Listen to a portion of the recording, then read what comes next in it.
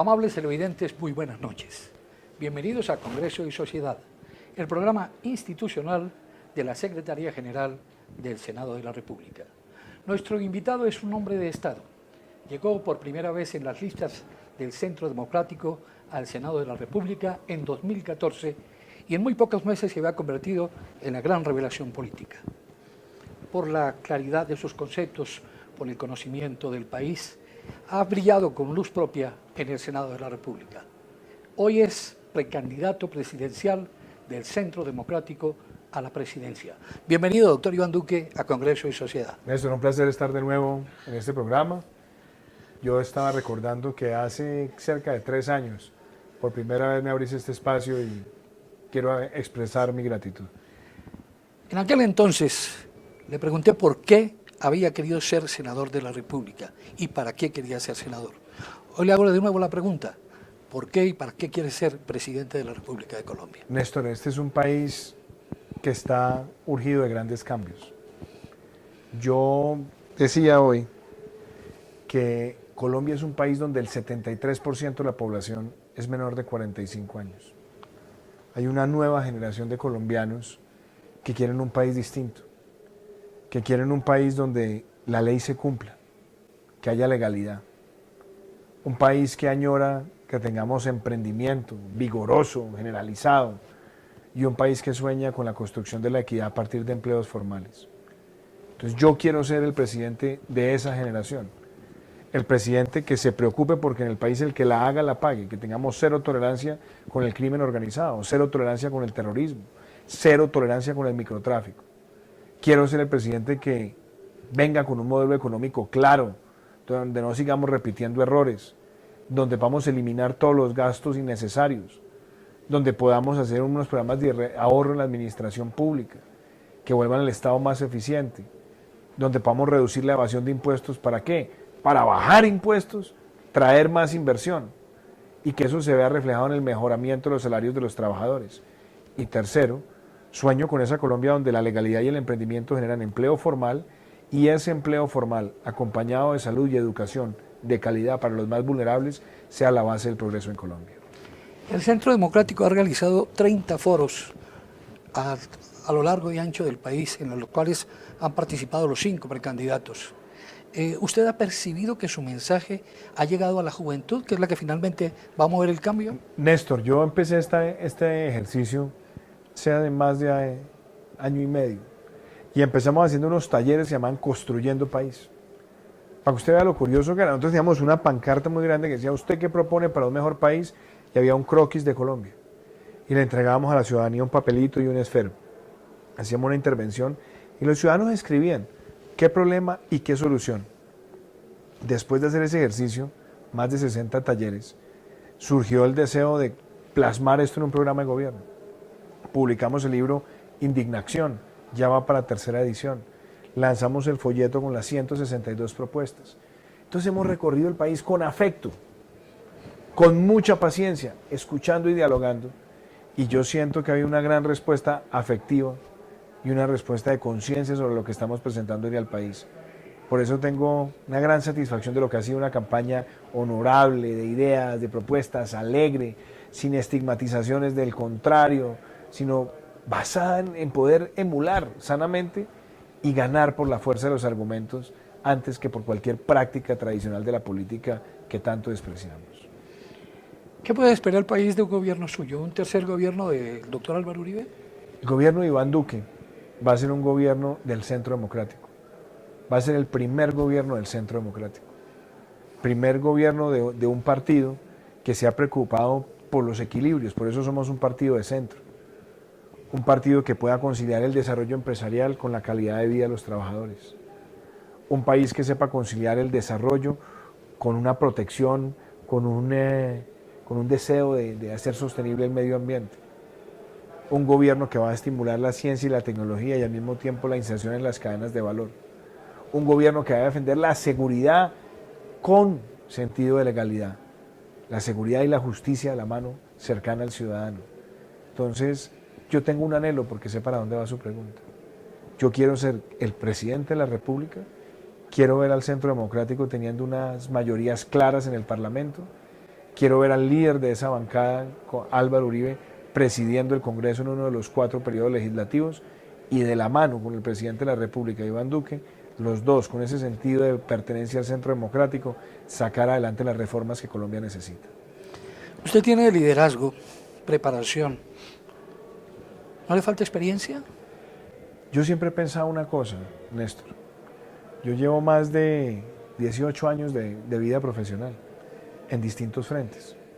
Yo fui asesor del Ministerio de Hacienda, yo he sido profesor universitario, yo he sido columnista en los diarios económicos de este país por más de 14 años, yo he publicado más de 5 libros, tuve la ocasión de trabajar durante 8 años en la Junta Directiva del Banco Interamericano de Desarrollo, siendo miembro del equipo económico internacional de nuestro país, de varios ministros de Hacienda.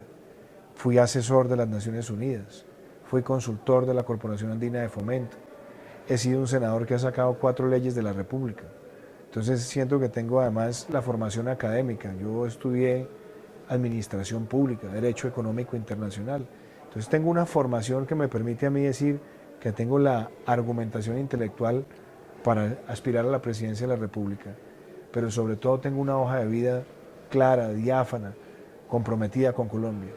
Y eso para mí es la combinación de juventud y experiencia. Y usted me da la oportunidad de decir otra cosa. Hay muchas personas que piensan que la experiencia es la acumulación de cargos públicos o lo que yo llamo un gran palmarés burocrático. No, eso no es experiencia. Porque si es así, tenemos como presidente a uno de los más experimentados y mire el desastre de gobierno. Aquí lo que se necesita es convicción, principios, gestión, capacidad de conectarse con la ciudadanía y lo que yo llamo las 4 Cs: coherencia, congruencia, competencia y cariño por el ciudadano. ¿Es el de Santos un gobierno definitivamente fracasado? Usted ha acusado siempre la recesión económica, la corrupción campeante. ¿Hay algo rescatable de este gobierno? Yo creo que por las obras se conocen los gobiernos. Este es un gobierno que habló de la paz y lo que para el gobierno terminó siendo paz fue premiar al delincuente. Que criminales de lesa humanidad no van a pagar un solo día de cárcel porque van a decir entre comillas toda la verdad, y decir la verdad no significa aceptar responsabilidades. Van a poder ser elegibles sin haber cumplido las penas. Este gobierno habló de las locomotoras y terminaron siendo todas carretillas. Mire lo que pasó con la minería. 6 o 7 ministros de minas. Lo que pasó con la ciencia y la tecnología. ¿Cuántos directores de Colciencias y un comportamiento vergonzoso de la asignación de recursos para eso? Se habló mucho de la gran revolución agrícola y este gobierno lo que ha hecho es sembrar incertidumbre jurídica en el desarrollo rural. Entonces es un gobierno que por donde usted lo vea se ve la carencia de la gestión de un presidente. Ahora usted me dice, ¿hay cosas rescatables? Claro que hay cosas rescatables. Hay cosas rescatables como el Fondo Impulsa, Leer es mi cuento, la profundización de Cero a Siempre. Hay programas que se han hecho importantes en el Ministerio de Comercio, pero resulta que la sumatoria de esas pequeñas cosas no da para superar todo lo que ha sido el desastre de la gestión administrativa de este gobierno y un gobierno alejado del ciudadano, alejado de los detalles, alejado de las preocupaciones de los colombianos. Y es lo que yo digo muchas veces, al presidente de la República le importa más lo que pasa en Las Vegas que lo que pasa en La Vega. Un análisis reposado, reflexivo, serio de la realidad del país con el senador Iván Duque, precandidato del Centro Democrático a la presidencia de la República. Vamos a algunos mensajes institucionales. ¿Sabe usted quién puede presentar proyectos para que se conviertan en ley? En Colombia pueden presentar proyectos de ley los senadores y representantes a la Cámara, los ministros, las altas cortes, entre otros altos funcionarios del Estado, quienes poseen iniciativa legislativa. También la iniciativa legislativa es un mecanismo de participación que faculta a los ciudadanos, a concejales o diputados del país a presentar proyectos de ley o de reforma a la Constitución. Para presentar una iniciativa popular por por parte de los ciudadanos, se debe elegir un comité promotor de la propuesta e inscribir la solicitud. Luego se debe recolectar un número de firmas válidas igual o superior al 5% del censo electoral. Si se cumplen estos requisitos, la registraduría expedirá la certificación. Con esto, el proyecto de ley o de reforma a la Constitución podrá ser radicado en las secretarías del Congreso y deberá iniciar su trámite con mensaje de urgencia para que tenga prioridad sobre los demás proyectos. Encuentra más información en nuestro portal web. Canal Congreso. Aquí vive la democracia. De nuevo en Congreso y Sociedad con el precandidato del Centro Democrático a la presidencia de la República, el senador Iván Duque. Doctor Iván, hay una gran deuda social de la clase dirigente con el país. Son necesarias una reforma educativa, una reforma a la justicia. ¿Usted se propone ser el gran reformador?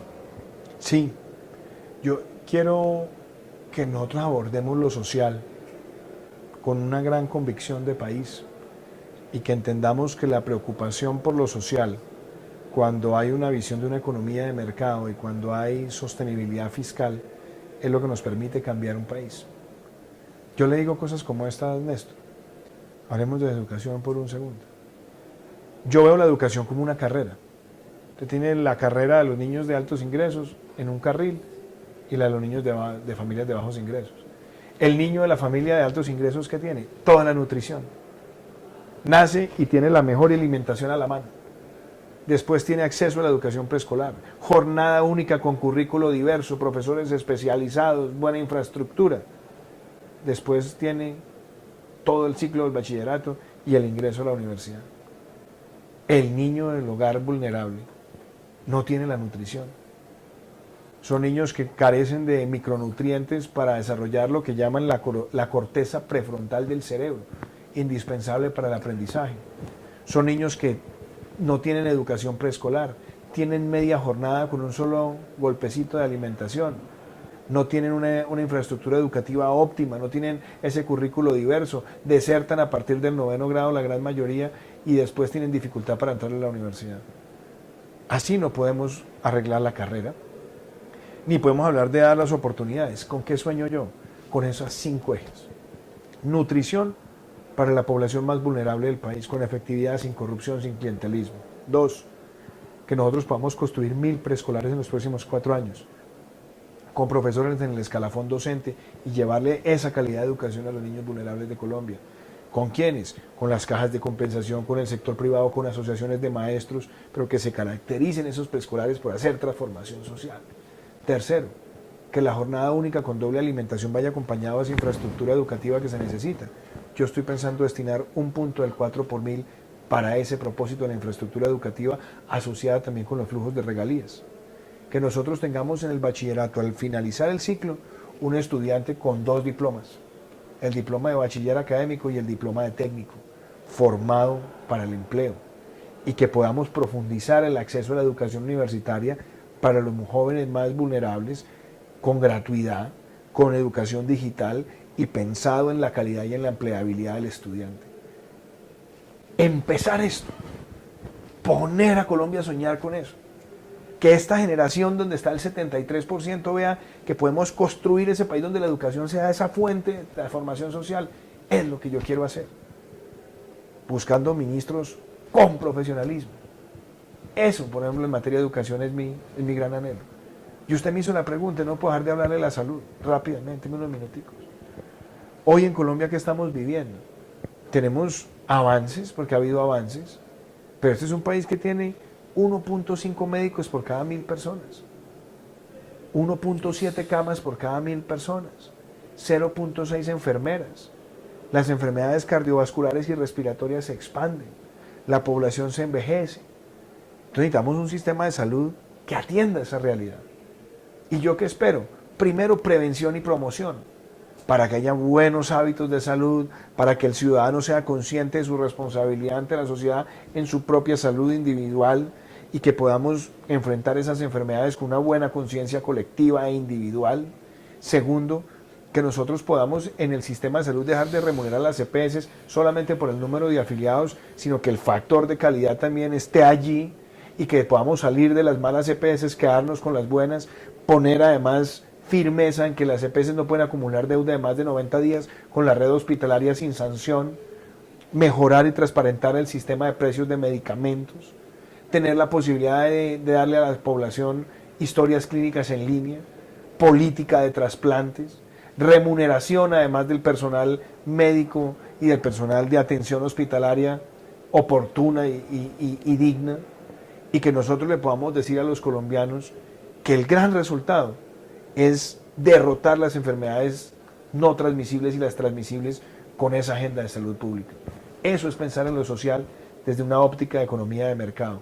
Por eso, cuando yo veo al populismo, apreciado Néstor, yo el populismo lo defino pan para hoy, hambre para mañana. Nada es sostenible, todo son promesas. Aquí lo que estamos planteando es la atención de la población vulnerable y permitirle a Colombia que nivelemos la cancha para ellos. La reactivación económica es algo irreemplazable y hay que hacerlo en este momento. ¿Usted cómo se propone hacerla? ¿Cuál es la economía naranja que usted propone? A ver, esa es una gran pregunta porque a veces las personas hacen las cosas muy complejas. Nosotros necesitamos entender que los que hacen que una economía prospere son los ciudadanos que emprenden, los que tienen una micro, una pequeña, una mediana, una gran empresa. Esos son los que hacen que la economía florezca.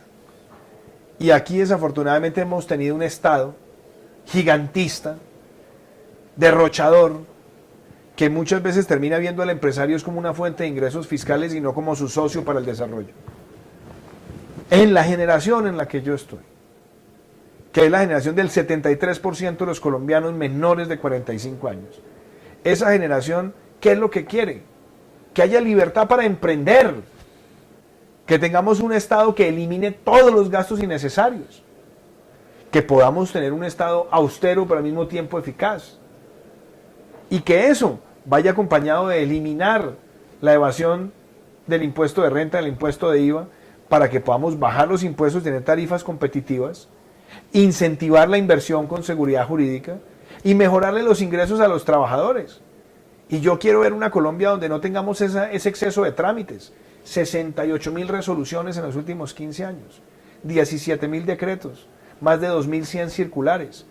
Hay que tener un Estado donde la información que regula sea fácil para el empresario, que no tengamos esa multiplicidad de ventanillas para todos los trámites de quien desarrolla un negocio, sino que tengamos la ventanilla única de emprendimiento y comercio, para que acceder a los bienes y servicios del Estado y hacer la presentación de documentación sea fácil, que no sea engorrosa, que no tenga esas marañas burocráticas que alimentan la corrupción.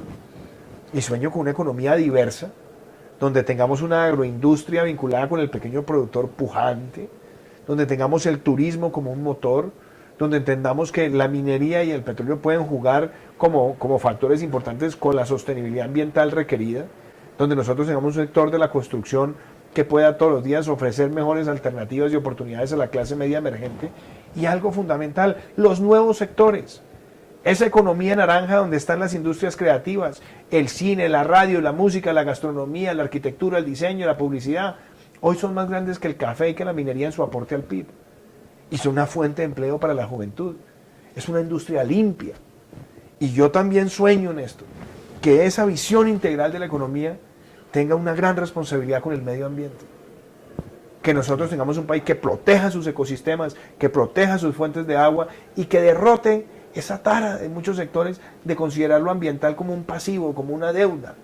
Es un activo que tenemos que proteger. Por eso yo siempre digo, producir conservando y conservar produciendo, que es integrar esa visión de sostenibilidad ambiental en esa economía pensada para esa generación y para el futuro de Colombia. Una visión muy real sobre la actualidad del país, su programa de gobierno, su sueño con grandes transformaciones sociales que parten de la reforma educativa, de un nuevo sistema de educación que las haga posibles.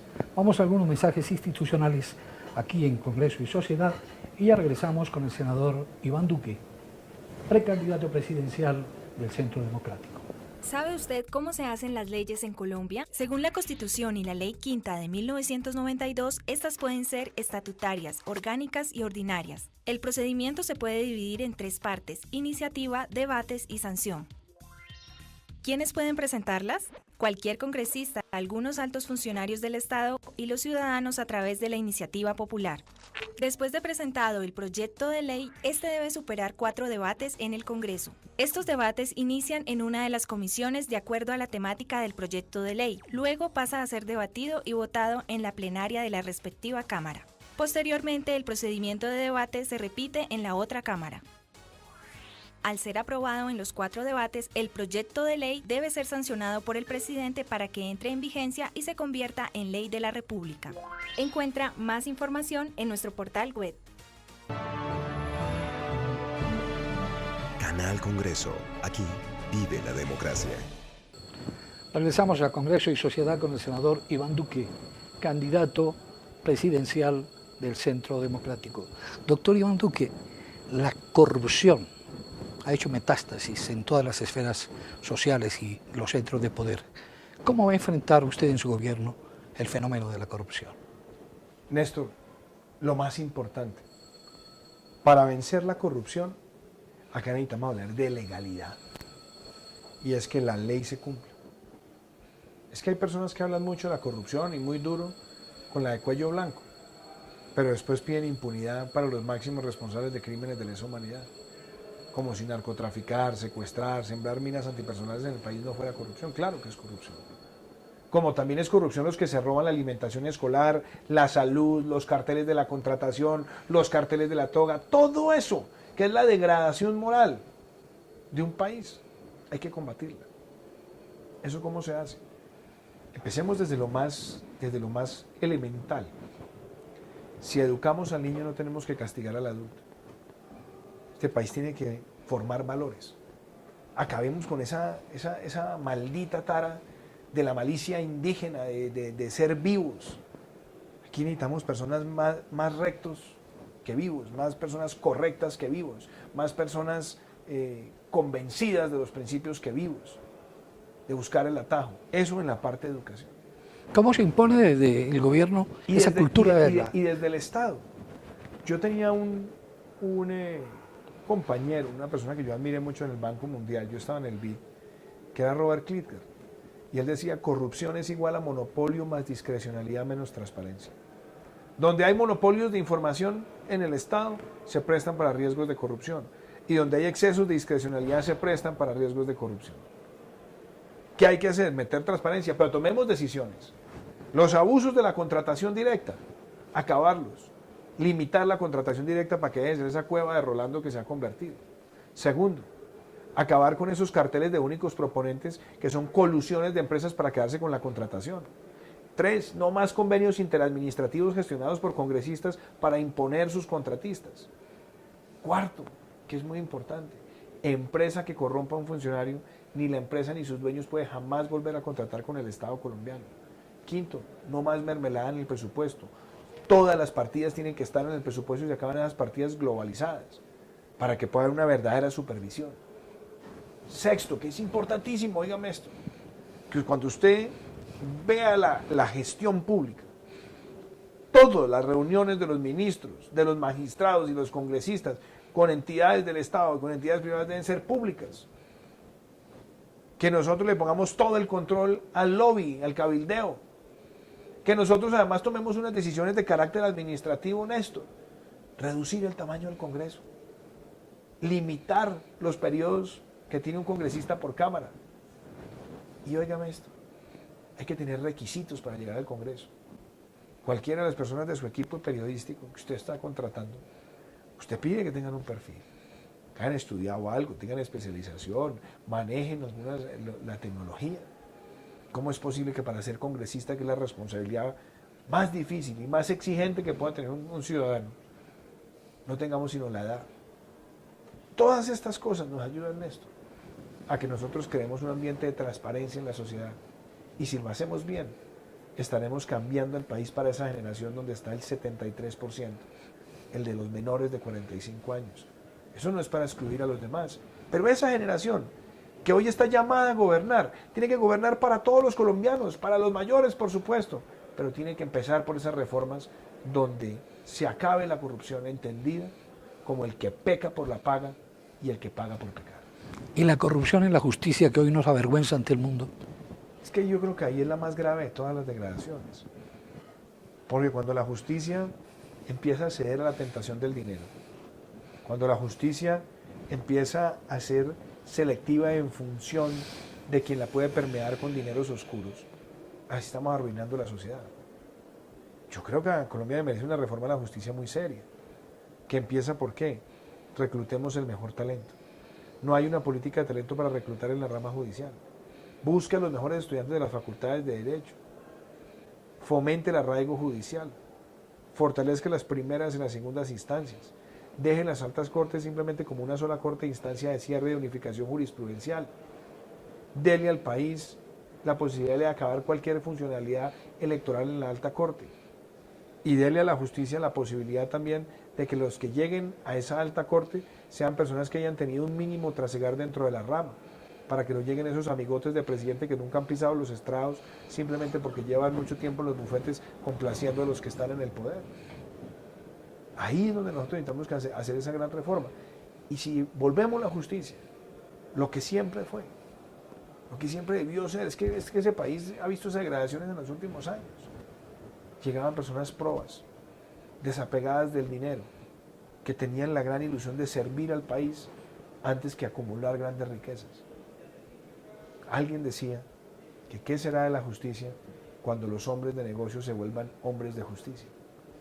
No se puede permitir que eso ocurra. Necesitamos jueces bien remunerados, jueces honorables y jueces que estén llamados a poder caminar por cualquier calle de Colombia con la frente en alto y tener en el corazón y en la conciencia el sentido del deber cumplido. El tema de la paz indudablemente va a gravitar en las próximas elecciones. ¿Qué se puede esperar de un gobierno suyo frente a los acuerdos de paz? Néstor, empecemos por una cosa. La paz de Colombia no depende de un papel. La paz de Colombia tiene que ser el fruto de la legalidad, seguridad y justicia.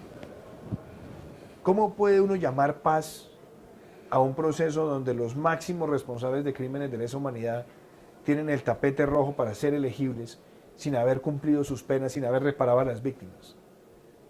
Eso no es paz. Ese es un premio al delincuente a partir de un proceso extorsivo. ¿Cómo puede ser paz que hayan desmovilizado, entre comillas, 7.000 hombres, hoy tenga 2.000 disidentes, no entregaron la lista de los milicianos y hoy el país está viendo nuevamente las zonas de su influencia histórica tener más coca? La paz de Colombia empieza por la legalidad.